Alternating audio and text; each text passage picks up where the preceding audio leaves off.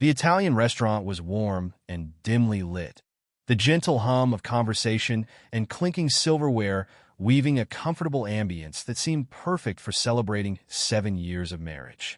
We had chosen this place before, Amy and I, every year for the last 3 anniversaries. It had become our tradition, just us, a quiet corner, and a bottle of good wine to toast to the life we were building together. Tonight I had made a bit more effort.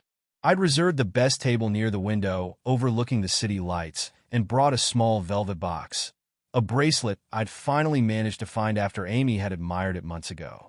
A small luxury, yes, but Amy deserved it. She'd stood by me through the endless projects, the late nights at work, and the promises of vacations we never quite got around to. Yet there was something off tonight. From the moment we sat down, I'd sensed it, a strange stiffness in the air, almost palpable. Amy kept glancing at her phone, and her responses were clipped, as if she were measuring each word.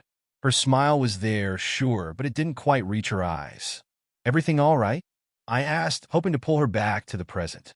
She looked up, startled, as if she hadn't noticed I'd been watching. "Oh, yes, of course, Evan," she said, brushing her fingers through her hair. "Just a lot on my mind. Work has been a lot." I nodded, picking up my wine glass and watching her carefully. She was a counselor, after all, and yes, she had her fair share of complicated situations to handle. But this felt different, like she was keeping something guarded and wanted me to feel it too, like a buffer between us that I hadn't agreed to put there. When our entrees arrived, I decided to bring out the bracelet. "Here," I said, sliding the box across the table. "Happy anniversary, Amy." She stared at the box, her expression a mix of surprise and something else, something I couldn't quite place. She opened it slowly, her fingers brushing over the delicate chain and tiny stones set within. "Evan, thank you. It's beautiful," she murmured, lifting it from the box and fastening it around her wrist. But the usual warmth in her voice was absent, and as she looked back up, I saw something harden in her eyes. She cleared her throat, placing her hands in her lap as if gathering the right words. "Evan," she began, her voice low, almost cautious. "I need to talk to you about something I've been thinking about for a long time now." A chill ran through me, but I forced a nod, prompting her to continue. She glanced around, as though making sure no one else could overhear. "This might sound strange, but I need to explore things outside of us. Relationships, different relationships with other men." Her words hung between us, sharp and unmistakable. I tried to grasp what she was implying, but all I could manage was, "You need to explore? What are you saying, Amy?" She looked at me, pleading, as though she were asking me to understand something impossible. "I feel like I'm missing something, Evan. Something about myself. I feel like if I could just experience a little freedom, something new, maybe I'd come back to you a better partner, a better wife. It wouldn't change what we have." I set my glass down a little harder than I intended, taking in her words. This wasn't some passing thought. She'd planned this. Every syllable felt calculated, premeditated. She'd chosen this restaurant, this moment, because she knew I wouldn't make a scene. I wanted to throw the bracelet, throw the whole damned tablecloth, scream at her, anything to shatter her strange, detached calm. But I didn't. I just sat there, looking at her, trying to mask the ache that was pulsing through me like a heartbeat. "So, you're telling me you want to see other people? To date? Other men?" I asked, each word feeling like a betrayal in my own mouth. She nodded, avoiding my eyes, her hands twisting the bracelet I'd just given her. "I just feel like this is something I need to do for myself, Evan. I'm not saying I want to leave you. Not at all. I think this will help me be more present for you, for us in the long run." I took a breath, steadying myself, and tried to mask the acid in my voice. "And you want me to support this?" She finally looked up, and for the first time tonight, I saw something in her expression besides that rigid resolve.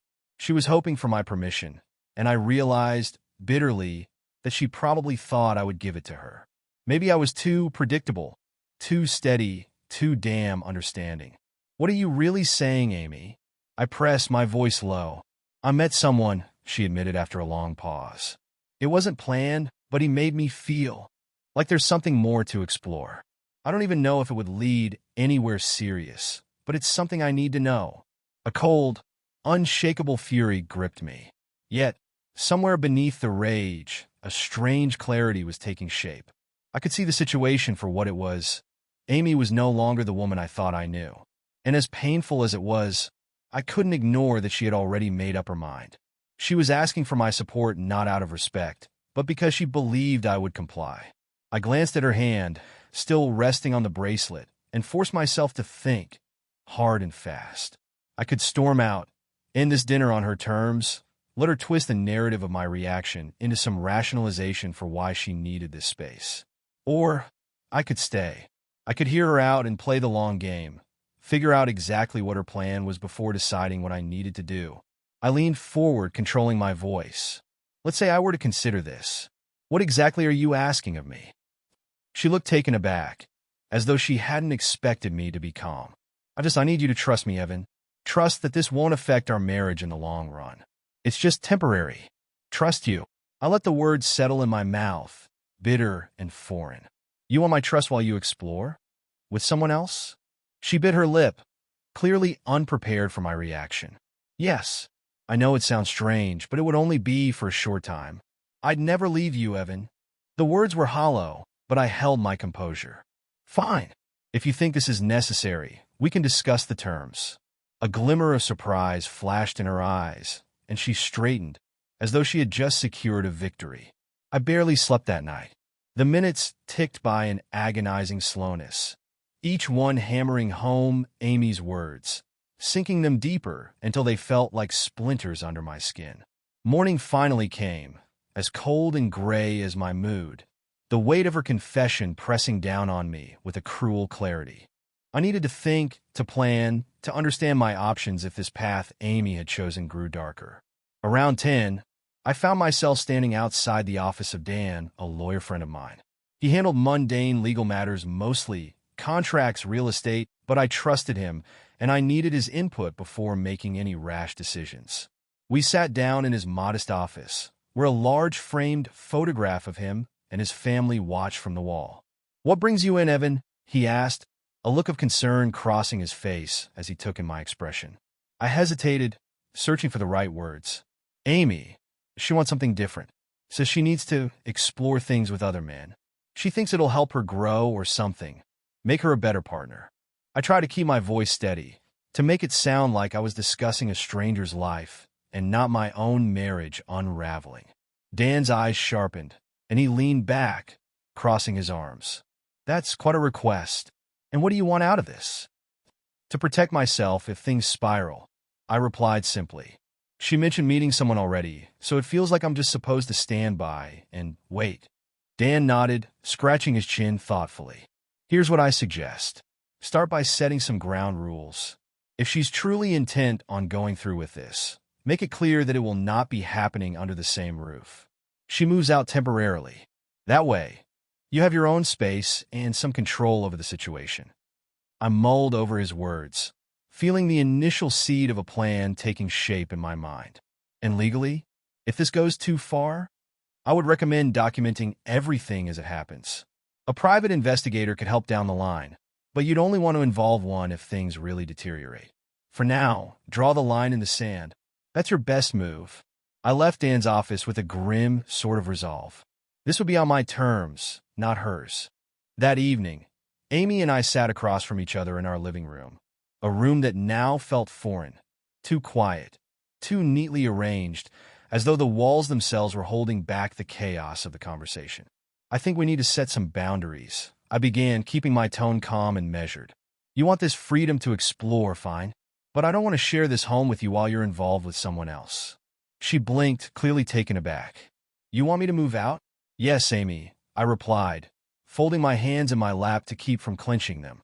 "You chose this path, so if you want to see it through, you'll need to stay somewhere else until you've satisfied whatever it is you're looking for." She looked away, a hint of surprise mingling with irritation. I could almost see her weighing her options, calculating, adjusting. "I could stay with Leah for a bit. Just a week or two, maybe. She understands where I'm coming from. She actually encouraged me to do this, to take this step." It was a new revelation, and I filed it away with a silent nod. So Leah had been the voice whispering in Amy's ear, fueling this so-called journey of self-discovery. I couldn't help but feel a stab of resentment toward her, toward this so-called friend who had nudged Amy toward destruction. Fine, I said, nodding. But let's be clear. If you want to take this journey, then I expect honesty. I don't want you slipping around behind my back. And if there's anything serious going on with anyone else, I want to know. Amy hesitated, her fingers tracing patterns on the armrest. Then she looked up, finally meeting my gaze. There is someone. His name is Matt. He's married, actually, but we just connected. It's not serious. Just something I felt I needed to try. The words hit like a sucker punch. The fact that she would knowingly drag another marriage into this twisted experiment of hers made it even worse. But I forced myself to remain outwardly calm, though inside, I was seething. A married man? Does his wife know about this? I asked, my tone laced with a controlled edge. She shifted uncomfortably, avoiding my gaze. No, he doesn't plan to tell her. It's just something temporary. I'm not looking for a commitment, just a connection. Her words left a bitter taste in my mouth. If this was what she considered freedom, I knew it was going to leave scars, not just on us, but on innocent people who had no part in our lives. Do you even understand what you're doing, Amy? I asked, unable to hide my disbelief. She didn't respond. Instead, she got up, and without a word, she walked to our bedroom, where she began packing a bag. I watched in silence as she filled it with clothes, toiletries, and a few things from her vanity. The moments felt heavy, tense, the quiet sounds of her gathering her things like nails sealing a coffin. Finally, she stood in the doorway, bag slung over her shoulder, a mixture of defiance and something resembling regret etched across her face. I'll be at Leah's, she said, voice low. If you need me, if you need anything, I'll be around. I nodded once, standing firm, my expression a mask. Take all the time you need. Without another word, she turned and walked out, leaving me alone in the stillness of our home. The door clicked shut behind her, and a strange relief washed over me, mingling with the bitterness. For the first time in years, I was in control of the narrative, no longer an unwitting character in her misguided plot. I grabbed my phone, scrolling through my contacts until I found the number for a private investigator Dan had recommended. It was a drastic move, perhaps, but I couldn't shake the feeling that this was only the beginning. If there were more secrets, more connections, I was going to find out. As the investigator picked up, I found myself thinking of Amy at Leah's, contemplating the line she had crossed and the one she would undoubtedly cross. The next few days passed in an unsettling quiet. Amy's absence was stark, her side of the closet vacant, the lingering scent of her perfume fading from the bedroom. I found myself pacing around the condo, trying to wrap my head around her words, her reasoning, or what little of it there was. But with the separation, an unexpected freedom emerged, one I hadn't felt since we got married. I decided to throw myself into something new, a way to clear my head, let off steam. By midweek, I'd signed up for kickboxing classes at a local gym. It was intense, demanding, but each punch, each kick helped chip away at the frustration I couldn't seem to shake. The physicality of it grounded me, gave me something to focus on other than Amy's departure and her self-discovery. Then came Friday. My sister, Grace, had invited me over for dinner, and as I sat at her kitchen counter watching her make a salad, I realized how tightly I'd been holding everything in.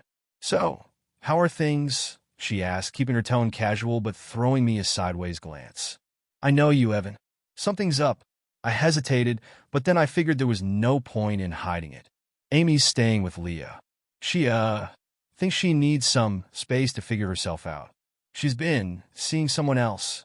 Grace stopped mid-chop, her knife hovering over a tomato. She's what? I nodded, forcing a bitter smile. Yep, apparently.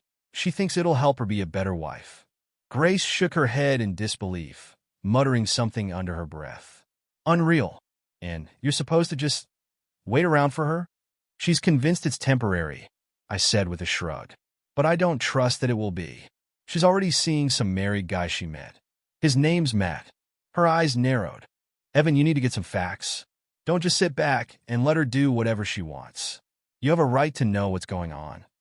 Her words hit home, resonating with what Dan had suggested earlier. I'd already contacted the investigator, but hadn't yet committed to anything specific. Now, with Grace's words lingering in my mind, I felt a new resolve, a desire to get to the bottom of whatever this self-discovery really entailed. The next day, I gave the investigator, Tom, the green light to start looking into Amy's recent activities. He assured me it would be discreet, that I would only be giving clear, factual details. The entire process made me feel uneasy, but it was necessary. Amy had made her choices. I deserved to know what those choices looked like when I wasn't around. Over the next few days, Tom's updates were precise and direct. Amy had quickly settled into her new freedom with Matt, her outings with him becoming a regular affair. One night, she and Leah joined him and some friends at a cocktail lounge in River North. Tom managed to snap a few photos of them, Amy leaning into Matt, her hand resting on his arm. The ease between them made it obvious that this wasn't just a casual fling. By the middle of the week, Tom sent another message. Amy and Matt had planned a weekend getaway under the guise of a girls' trip. They'd driven out of the city to a lakeside in where they spent 2 nights. The photos were damning. There was no mistaking their intimacy, their closeness. Tom had even managed to get a shot of them holding hands as they walked along the water's edge. With each update, a strange numbness set in, a cold detachment that replaced the anger and hurt. I saved every piece of information Tom sent, methodically filing it away, preparing myself for whatever I would eventually need to do. It was only a few days after this trip that something else came to light. Tom called unexpectedly, his tone professional, but edged with something that sounded like caution. "Evan, I have another piece of information. I'm not sure how you want to handle this, but Amy seems to have contracted something from one of her partners." I froze, processing his words. "You mean an STD?" "Yes," he replied bluntly. "My source says she hasn't mentioned it to anyone, not even Leah. It's likely something she's hoping will pass, but she's been to a clinic recently. She might not know it yet, but this could have longer-term consequences." I hung up, gripping the phone tightly as a wave of revulsion hit me. Amy's choices weren't just reckless. They were dangerous. She hadn't just put our marriage at risk. She'd put our health at risk, her own reputation, maybe even her career. That evening, as I sat alone in the condo, my mind whirled with the implications. She hadn't told me, hadn't thought it necessary to disclose that her explorations were now carrying real, physical consequences. She prioritized this fantasy of hers, this reckless indulgence, over the safety of both of us. And yet, she was out there, continuing on with her nights, her dates with Matt, blissfully unaware that everything was slipping further out of her control. I poured myself a drink, watching the lights of the city outside the window. This was the fallout, the real cost of her freedom. I had thought Amy's departure was the worst of it, but now, each new discovery was drawing a sharper line, a boundary I knew I couldn't ignore. Kickboxing was supposed to be just an outlet, a way to burn off the frustration and keep my head clear. But somewhere in the intensity of training, I started looking forward to it, even feeling a glimmer of life beyond the mess that Amy had left in her wake. One evening, after an especially brutal session, I was packing up when a woman from my class waved over to me. I'd seen her a few times before, usually focused and absorbed in her own workout, but this was the first time we'd really crossed paths. "Hey, Evan, right?" she asked, her voice warm and familiar. "Yeah," I replied, smiling. "And you're Sophia?" She grinned, nodding. "That's right. You got a pretty intense kick. First time training?" I laughed, more like trying to work off some recent changes. I'd hoped it would sound vague, but Sophia's gaze sharpened with something that looked like understanding. "Well, I was about to grab a drink nearby," she offered. "If you're interested, I know a great spot with amazing nachos." The idea of heading back to the condo alone, left to brood, was less than appealing, so I agreed. A few minutes later, we were tucked into a booth at a small, dimly lit bar down the street, a place that felt a world away from the routine of my life. "So, is this some kind of New Year, new me thing?" she asked, tilting her head in curiosity.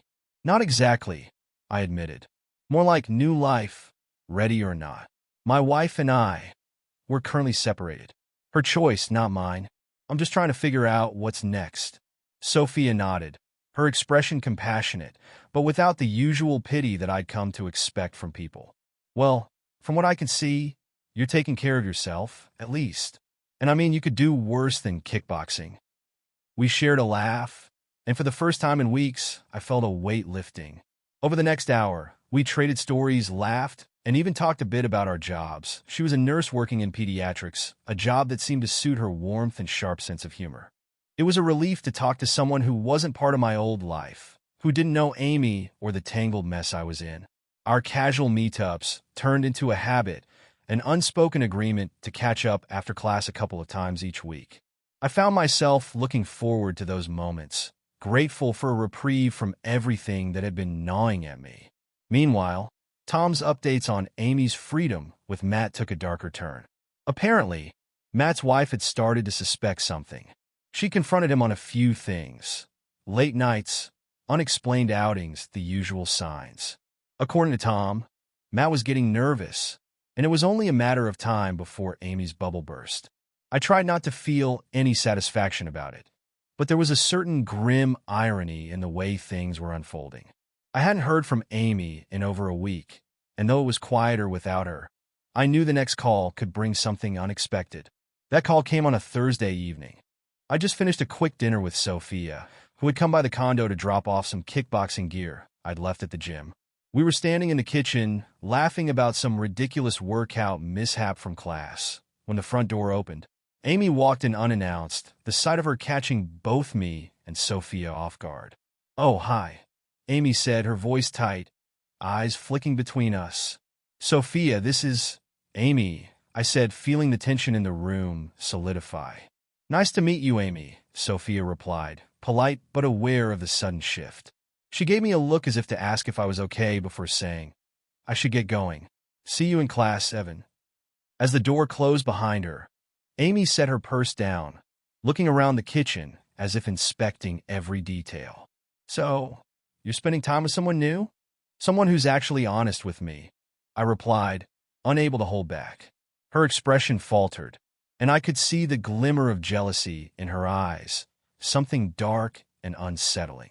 "I didn't think you'd move on so quickly," she murmured, a faint bitterness in her tone. "Move on?" I echoed. "Amy, you're the one who decided you needed to explore other people, remember?" She didn't answer right away, instead looking down at the bracelet I'd given her on our anniversary, which still glinted on her wrist. She seemed almost lost, as if the reality of her choices was finally sinking in. But whatever regret she felt didn't last long, and she stiffened, crossing her arms. "Well, I came by because there's something I need to tell you," she began, her voice wavering slightly. "What is it?" She hesitated, looking away before finally speaking. I think I might be pregnant." The words hit me like a punch to the gut, and for a moment, I couldn't even process what she'd just said. "You think? Or you know?" She swallowed hard, glancing at the floor. "I'm pretty sure, but I don't know who the father is." A cold anger surged through me, and I struggled to keep my voice steady. "And you didn't think this was something I needed to know right away?" "I didn't want to tell you until I was certain," she muttered defensively. "And besides, it doesn't have to change anything between us. If it's yours, then maybe this could be a fresh start." "A fresh start?" I repeated, incredulous. "Do you even hear yourself, Amy? You decided to explore outside our marriage, and now you want me to just pretend none of this happened?" She bit her lip, her face a mix of frustration and uncertainty. "I still love you, Evan. I didn't think things would turn out this way." I could feel the last thread of patience fraying. "So, you want me to wait around while you figure out if this child is mine or not? That's what you're asking?" She opened her mouth to respond, but seemed at a loss, her confidence finally cracking. And for the first time, I realized that this was her plan falling apart, her recklessness catching up with her. She'd taken it all too far, and now there were consequences. "Listen, Amy," I said, my tone hardening. "If you want me involved at all, I need a paternity test. Until then, I don't want to hear anything about a fresh start. You chose this, and now you're going to have to face what comes with it." Her face turned pale, and she took a step back, as though she hadn't expected me to set such a condition. "Fine," she whispered, her voice barely audible. "But just know that I never wanted to hurt you." I didn't answer, didn't acknowledge her apology, or whatever twisted form of remorse she was trying to convey. She gathered her things slowly, and when she finally turned and left, I felt a strange, hollow sense of finality settle over me.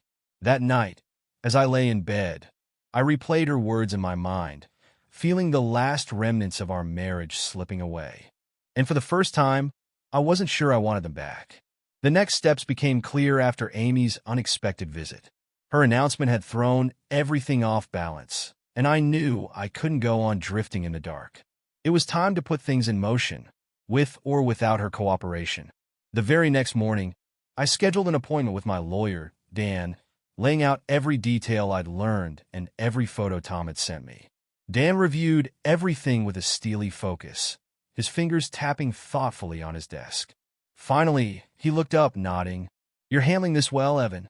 You've given her every opportunity to come clean, but she's only drawn you further into her web. If you're ready, we can file for legal separation." "Do it," I replied, the finality of my words steadying me. I didn't want this mess to linger any longer, and if she was serious about changing, this would make her prove it. But something told me that Amy's reaction to this wouldn't be remorse. It would be shock. 2 weeks later, I found myself in the courtroom, an unexpectedly stark contrast to the quiet condo I had come to know so well. Amy was there, her face a mixture of surprise and anger, as though she hadn't truly believed I'd go through with this. Her lawyer, someone she'd likely scrambled to hire on short notice, seemed equally unprepared, flipping through the evidence Dan presented with mounting dismay. Dan started by detailing my concerns, a precise summary of the issues we'd discussed, followed by a methodical presentation of Tom's findings. Each photo, each report came with dates, times, and names that illustrated the extent of Amy's actions. Matt's name appeared frequently, and I could see Amy growing more and more uncomfortable each time it was mentioned. Amy's lawyer tried to interject, stumbling through a weak argument about her exploration being a temporary phase, a way for her to improve herself. But Dan didn't let up, painting a clear picture of Amy's pattern of recklessness and deception. Finally, after what felt like an eternity, the judge leaned forward, studying her closely. "Mrs. Hill," he began, his voice steady and cold, "your actions suggest a blatant disregard for your husband's trust and the sanctity of your marriage. This court will proceed with the legal separation and grant Mr. Hill the right to retain sole residence of the marital home during this period." Amy's face paled as she turned to look at me, a look that was both pleading and desperate. "Evan," she murmured as we left the courtroom, "I didn't think you'd take it this far. I thought you'd at least give me a chance to come back." I met her gaze, my own expression hardened by the weeks of unraveling her lies. "Amy, you had every chance. You still do. But you've made this choice, not me. If you're serious about fixing anything, this is where it starts." She took a shaky breath, looking away. "Fine," she muttered. "I'll end it with Matt with everything. Just don't make this permanent. Don't give up on us." I didn't answer. This was only a separation, and if she wanted to prove anything, she'd have to start now. A few days later, the fallout began to seep into her life in ways she probably hadn't expected. I heard from Grace, who kept tabs on things in the small world of our social circles, that Amy's colleague, Leah, had grown frustrated with the strain her friendship with Amy was causing. Leah, it seemed, was no longer supportive of Amy's chaotic path and had begun to distance herself. And then the real shock hit. I got a call from Leah herself one evening, her tone cold and direct.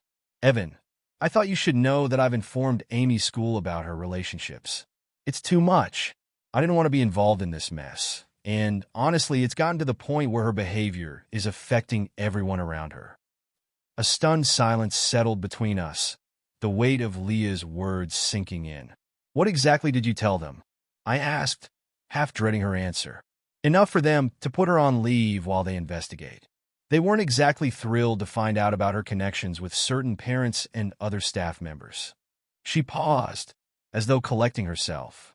"I'm sorry it came to this, Evan, but she's left everyone with no choice. When I hung up, I felt a surge of mixed emotions. Leah's actions were extreme, but then again, so were Amy's. I knew Amy wouldn't take the news well, and I prepared myself for another confrontation. That confrontation came sooner than expected.